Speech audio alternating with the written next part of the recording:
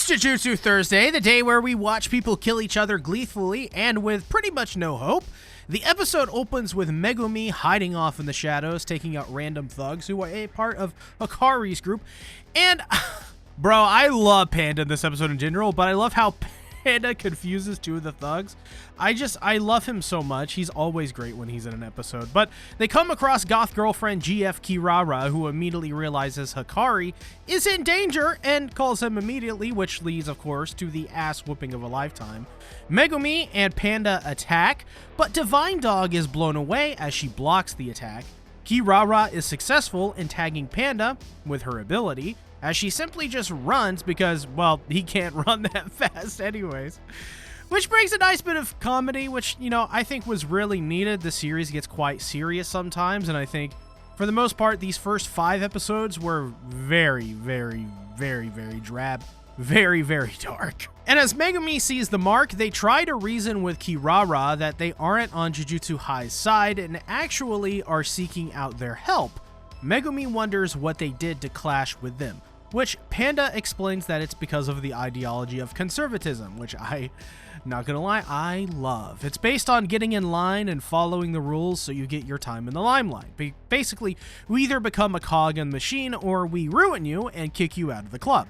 There is actually this great video on conservatism, which I highly recommend. Literally every single person watching, check this out, because it's actually very important to understand this as a human being. But it basically talks about how if you are a conservative, it literally shrinks a key part of your brain and enlarges another.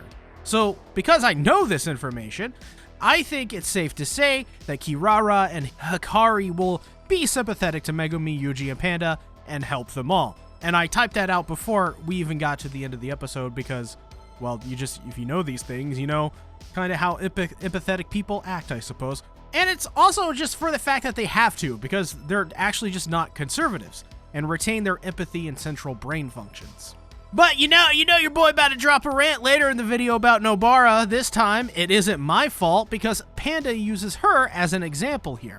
Nobara is the perfect case for a proper Jujutsu that the conservatives love, but just not love enough to save from dying because, you know. But when things like technology get mixed with the old ways, that is when the old conservatives start to get loud and reject pretty much their own reality. And let me ask my fellow Americans out there, is he wrong? I mean, just saying. And upon being told Gojo is sealed, I love how the camera pans back over with Kirara pretty much given the, oh, you guys are 100% screwed look. I love the comedy in JJK. I think it's one of the best aspects, believe it or not. So Megumi uses his rabbits to attack Kirara as she easily deals with them. I love how Megumi asks Panda how the rabbits were, and his response is, oh my god, I love this Panda, man. I love him. I only want to take him home and let him eat sugarcane for the rest of his life. But he basically says, he's like, cutest thing I've ever seen, only second to me, of course.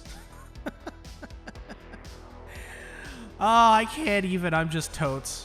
And so he sees on his ass a mark along with Megumi, who sees one too, which is the key to figuring out that Kirara is using constellations as a motif. So he simply says that the Southern Cross is the motif here, which kind of gives it away. And as she freaks out because they saw through her technique, they arrive at a stalemate. And this was all thanks to Sumiki, who remembers seeing the stars with Megumi, and that's just, I mean, that was cool, a Sumiki mention. I hope we get more of those. Knowing JJK, I don't think I'm going to have such high expectations of that. They eventually come to the conclusion that they must approach her power through figuring out the correct kind of like lines to interact with in order. Further, they have to deal with a 5th star as Kirara attacks using the car to basically kick Panda's big fluffy round panda looking ass. Panda is eventually launched high up into the air, which allows him to spot the 5th star as they need to defeat her technique. And this is where we get the breakdown, right? Love Rendezvous assigns 5 stars to a cursed user's technique, and so he must approach these stars in a specific order. Megumi calls upon a rabbit, which Panda throws to touch the 5th star. Kirara then launches another car at Megumi, but not until his Shikigami is there to attack her. Megumi jumps into the car and then onto Kirara to pin her down to the ground, and he was able to do all of this by flipping the way her cursed technique works, basically. He explains that this entire thing was a gamble, which fits into Hikari's motif of gambling, but this is where it pulls whoever has the higher cursed output. And at first he was pulled towards the divine dog, but he reinforced himself to block Kirara's attacks, which resulted in the flip ultimately. So Megumi bows and pleads with Kirara to help, which she relents. That is until Yuji's fight with Hikari spills out. Turns out he's been taking hit after hit, not blocking or dodging at all. What he wants to do is make him break. As Kirara tries to explain they need their help, Yuji explains that he came to him because he was strong. But to get him on their side, Yuji needs to show him his heat. And in a twist, he simply says he has none, that he is a cog. So he punches him with such force that it knocks him back, and he turns to address the others, but Yuji gets back up, expressing that as a cog, his goal is to stay close to him until he agrees to help, wearing him down basically. He then asks with heat what his role is, as Hikari realizes that this is the heat of a cog. Kirara calls out to him to cool off, but just as this happens, the Culling Game's interface makes an appearance to announce a new rule that has been added via another player. This rule is that they are allowed to view other players' info such as name, points, the number of rules they have added, and the colony they are located in. And we see who made this rule, Hajime Kashimo, who has, by the way, a great design. Oh my god, he looks so cool. But boy howdy, there is so much to talk about with this episode as I am dying because I'm sick.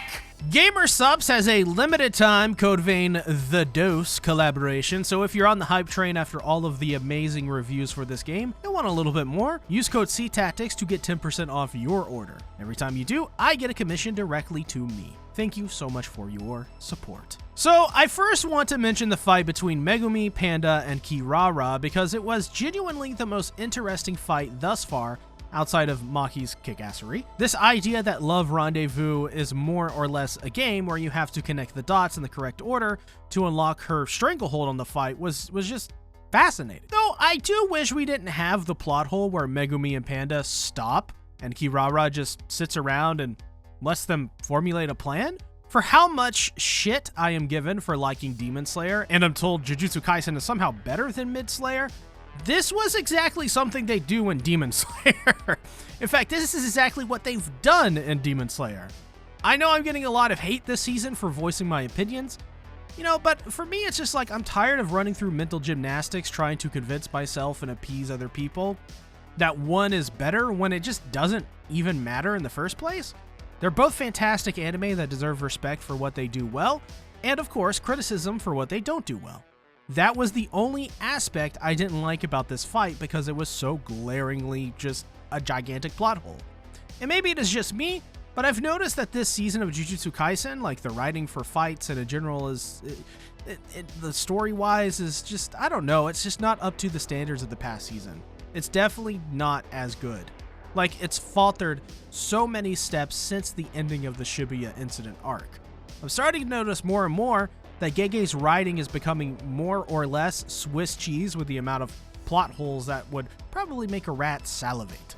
That being said, this fight was a great example of short fights usually being better than the longer ones. JJK feels to me at its best when we have like Kirara fighting Megumi and Panda in a 15-minute fight over a multi-episode spectacle, because this is where the concepts of these curse techniques feel the most fresh and perfectly captured. I think the longer a fight goes on in the series, the more I tend to feel it overexposes some of the mechanics, which I think is intentional by Gege, sure, because if we look at this idea of connecting the dots, we see a pattern emerge, and that's interesting. And the pattern is maybe only good enough for one episode, but it gets your mind and your brain juices flowing in a way that I don't think any other anime could pull off like this. Like, JJK's curse techniques are problems with solutions, like in math, but they're not nearly as dull or painful because there is an urgency to defeat the enemy while they're trying to figure all of this out. That creates a race against time, where the characters have to solve the problem, or else they die or are sent packing. It's not exactly the highest of stakes, it's just solving the problem. Basically, Jujutsu Kaisen is just a big math problem trying to be solved, and that's why I think it's good. As for the Nobara bit to explain conservatism, I mean, y'all already know I think the way they did Nobara was dirty, and unforgivable, easily the worst decision Gege has ever made, and slightly embarrassing at that. But that being said, I love the spotlight on the conservative ideology, which is basically just light fascism, where you are forced to conform or else you are killed. This is what I pointed out in the Maki the Slayer episode, as she was dealing with a conservative faction that, just like conservatives always do, they put down everyone who they perceive as being under them as hard as they possibly can. Case in point, how everyone always comments on Maki's looks and physical appearances in this show, and how her rebellion is not needed as she has a place in the clan as a silent baby maker because of her beauty or something. That's the excuse, but the real reason is because Maki is just better than those assholes whose brains are literally shrinking and they don't like that. This makes me wonder if this season of Jujutsu Kaisen, and maybe the series as a whole, is an unintentional commentary on the relationship between conservatism and fascism, and how it is a literal parasite of an ideology on the human race. I mean, just look at all of these other organizations and factions in JJK. Are they not all dealing with the same problems of the higher-ups deciding this or that, as if they're conservatives? And aren't they all just rich, powerful old people? We saw what that did to Yaga, right? We also saw what it did to Maki and Mai. We're now seeing what it's doing to Yuji Itadori and Megumi. This is why I always say that no matter how bad this series gets, I will always sing its praises and love it as much as the most deluded fan of JJK who ignores all of its flaws. The difference is that I try to acknowledge the flaws so that I can better enjoy its strengths. But that's me. That's how I enjoy things, is by looking at them as honestly as I possibly can and being true with myself. Also, what the hell was that ending?